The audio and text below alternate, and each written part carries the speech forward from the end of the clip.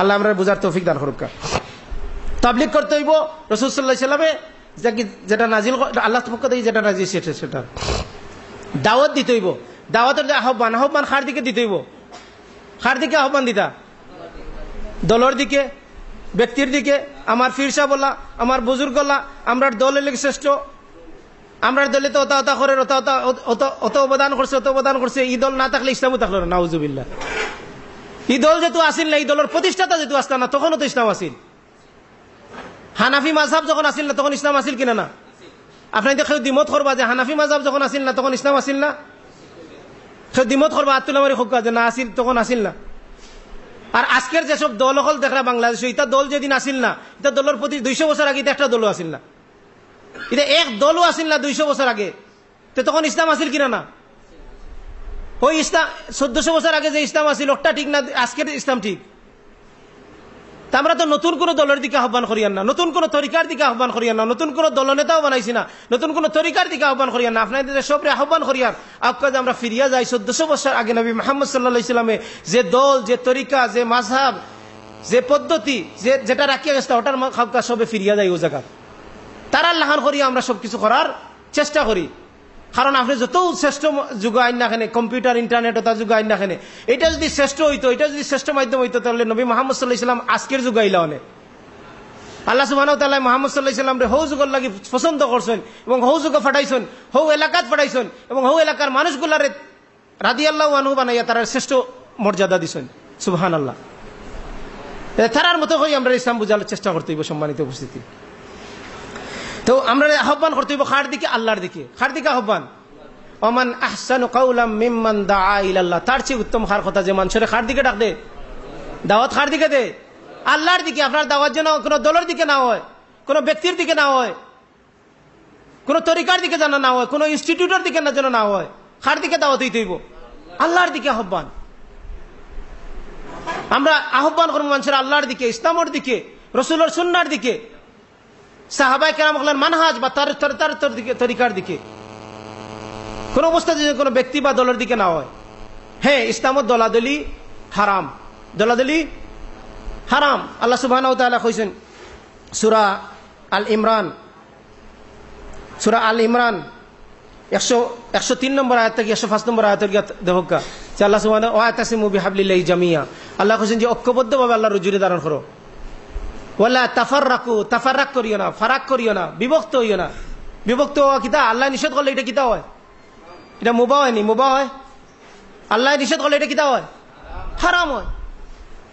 মিনাল্লাযিনা ফাররাকু দীনাহুম। আল্লাহ সুবহানাহু ওয়া তাআলা যারা তার দ্বীনকে ভাগ করে লিছে, হে নবী তার আপনার কোনো সম্পর্ক নাই তার লগে।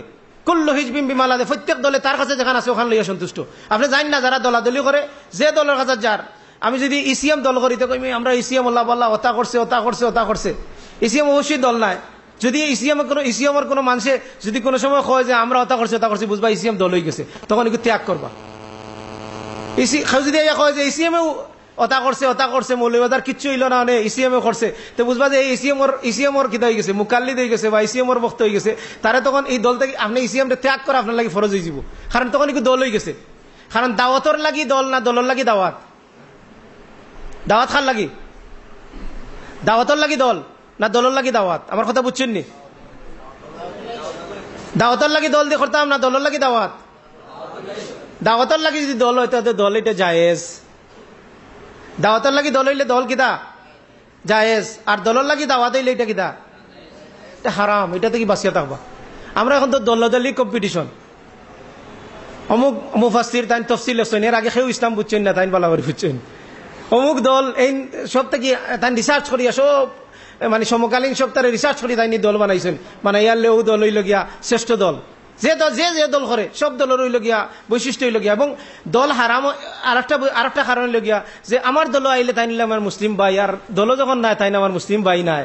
আজকে আপনার দল আমি করি আলহামদুলিল্লাহ, আব্দুল সবুর ভাই এলে গিয়া আমরা দলের সিপাহ সালার অতা যতটা খোয়া লাগে সবটা খইবা। আর উল্টা কিছু করি আর আমার দলটা গিয়া কিতা করা হয়, বহিষ্কার করা হয়, তখন তো আমার দেখলে সালামও দিতা নাই। নাহলে আত মিলাইবা, আত ফুরা খান নাই, আঙ্গুলোর খালি অর্ধেক মিলাইবা, মানে ফুরার মধ্যে ধরতা নাই। বুঝা যাইব যে আপনি আমার উপরে সন্তুষ্ট না। কেউ তাই যে আপনি আমার লোকের সম্পর্ক হইলে কি দলের সম্পর্ক, দিনী সম্পর্ক নয়। দিনী সম্পর্ক হইলে কইলা নাই আমার মুসলিম ভাই, ইন্না আকরামাকুম ইনদাল্লাহি আতকাকুম, যে আল্লাহরে অধিক ভয় করে সে আল্লাহর অধিক নিকটবর্তী। আমরা কাছে ওই ব্যক্তির বেশি আমরা নিকটবর্তী থাকবো যে কোরআন সুন্নাহর বেশি নিকটবর্তী থাকবো।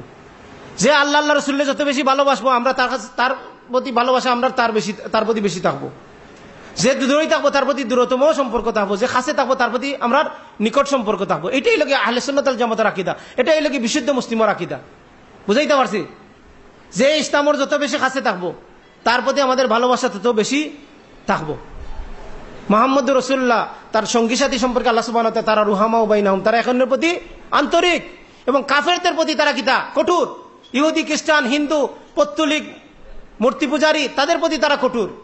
আপনি যদি আপনার মুসলিম ভাই একটার মাঝে একটা সামান্য দোষ দেখেন, এর প্রতি যদি আপনি কঠোর হয়ে যান, কাফেরের প্রতি কঠোর নয়, তাহলে বোঝা গেল আপনার এই আকীদা বিভ্রান্ত আকীদা। কারণ আপনি আল ওয়াল্লাহ ওয়াল বারা যে আকীদার একটা বিষয় আছে, আল্লাহর লাগি ভালোবাসা, আল্লাহর লাগি ঘৃণা করা। আপনি দেখা গেল আল্লাহর লাগি ঘৃণা, আল্লাহর শত্রুরে যতক্ষণ ঘৃণা করতে আসলা, ওলা আপনার আল্লাহর বান্দা একজন মানুষ হয়তো তার একটা নামাজও গিয়া 8 রাকাত আপনার 8 রাকাত না পড়িয়া 20 রাকাত পড়ে লিছে, আপনি তার এমন ভাবে বয়ান দিলা, বা একটা আমল করতে গিয়া সে হয়তো না জানার কারণে একটা বিদাত করলিছে, তাহলে আপনি তার প্রতি এমন রাগ করলা। অথচ আপনার একজন হিন্দু বা একজন বিধর্মী যে শিরকের লাগে জড়িত, তার প্রতি আপনার ইলা ঘৃণা নাই। তাহলে আপনি ঘৃণার ইনো যে মাপকাঠি আছে ইসলামও, যে আল ওয়াল্লাহ ওয়াল বারা আছে, ইনো গেলে আপনি কিতা করছেন, এখানে আপনি সেট আপ করতে পারছেন না, সঠিকভাবে এটা নির্ধারণ করতে পারছেন না। বাংলাদেশে যে ইসলামিক দলগুলো আছে এগুলোর কি অবদান একেবারে নাই? এই যে আমার মাথার টুপি আছে, এই যে আলেম উলামাদের অবদান না? হয়তো তাদের অনেক বিষয়ে সমস্যা আছে, হয়তো কেউ শিরকি আকীদার মাঝে আছে, কেউ বেদাতের লাগে নিমজ্জিত আছে, কিন্তু তারা যে ইসলামের যে অবদান, তাদের যে নামাজ, এই যে আমরা ইসলামিক গানি, এই যে এই দেশে ইসলামের দাওয়াত দেওয়া, ইসলামী মাহফিল করা, এই যে এগুলারে কি আপনি একেবারে ছোট করে দেখবা যে এটা কিছু না? হ্যাঁ, এগুলারে আমরা মূল্যায়ন করবো, কিন্তু সাথে সাথে তাদের মাঝে যে দুষ্টুটি আছে এইটারে আমরা তারা ক্রিটিসাইজ করবার লাগি না। এটা আমি যত অনেক গ্রুপ হলোর কথা কইছি, এটা কিছুটাই করবার লাগি না। আমি আপনার বুঝাইবার লাগি যে আপনি যেন দুকাত না পড়েন, যে আপনি সচেতন হইন এর দায়। কিন্তু আমরা অবশ্যই তাদের প্রতি দরদ থাকতে হইব, আমরা তাদের লাগি দোয়া থাকতে হইব, যে আমরা তার লাগি দোয়া করতে হইব যে আল্লাহ যেন আমরা জাতির সবরে আমরা হেদায়েত দান করেন। আমরা হেদায়েত দান করতে আল্লাহ সুবহানাহু ওয়া তাআলা ফলা নিজর লাগিয়া আল্লাহ সুবহানাহু ওয়া তাআলা কইছেন কু আনফুসাকুম আহলিকুম নারা, নিজে বলা জাহান্নাম থেকে বাঁচতা, তারপরে পরিবারে জাহান্নাম থেকে বাঁচতা, তারপরে সমাজের সবার লাগে আমরা দোয়া করব। ঠিক আছে? তা আল্লাহ সুবহানাহু ওয়া তাআলা যে আল্লাহ সুবহানাহু ওয়া তাআলা আমরা সঠিক জিনিস বুঝার তৌফিক দান করুক। সম্মানিত